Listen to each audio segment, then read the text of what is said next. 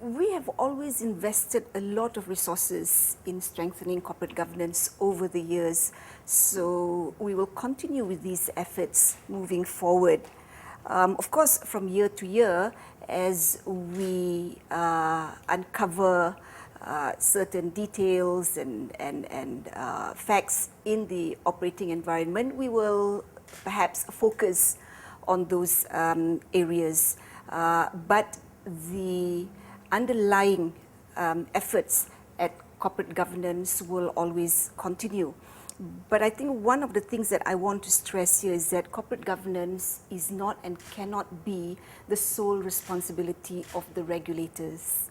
We have always emphasized on the three disciplines: the self-discipline, market discipline, and regulatory discipline. And this is very important because every market participant has got a role to play, particularly in terms of the companies themselves in exercising self-discipline. The board of directors must act fairly. They must bring ethics to their deliberations, and that's very important if we are to ensure that our market retains investor confidence.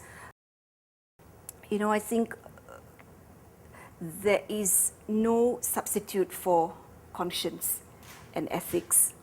The law can prescribe standards, the law can prescribe penalties for failure to comply, but I think it is ethical conduct that really underlines good governance in our market. Equally, market participants, whether it is the advisors, the lawyers, the auditors, the valuers, they all have to practice the highest standards demanded of their profession. And they need to help directors to make the appropriate decisions, and they need to raise the red flags when there are questionable transactions that are being contemplated by the directors, by the companies. So in this way, if everybody plays their role, then I think we can maintain a high level of corporate governance in the market. And finally, of course, if all else fails, then the regulators have got to step in and make sure that there is sufficient enforcement for those who break the laws.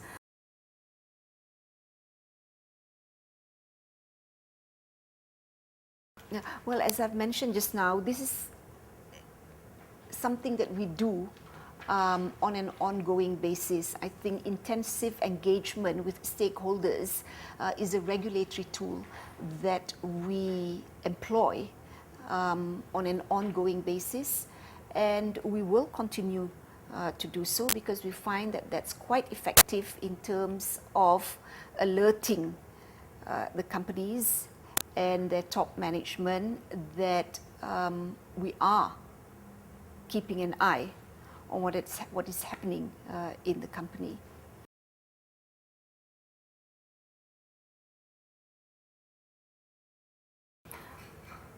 Well, naturally, a Satyam-like incident will shatter market confidence, and it just serves as a reminder that we cannot take our eyes off the ball. And that's why, as I've mentioned just now, we have stepped up our surveillance activities. We continue to engage with the PLCs and their directors.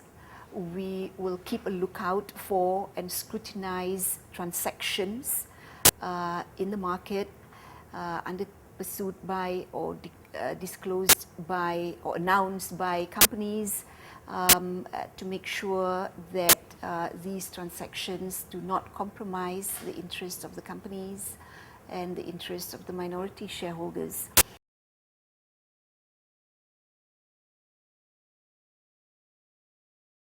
Well, first of all, difficult business conditions is not an excuse for non-compliance.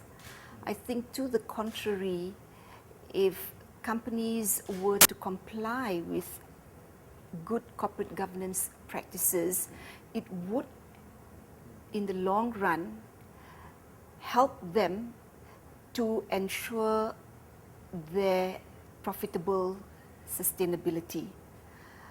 If companies were to cut corners for immediate gains, then there could be adverse implications on their long-term interests. And I think it's very important that companies are reminded of this.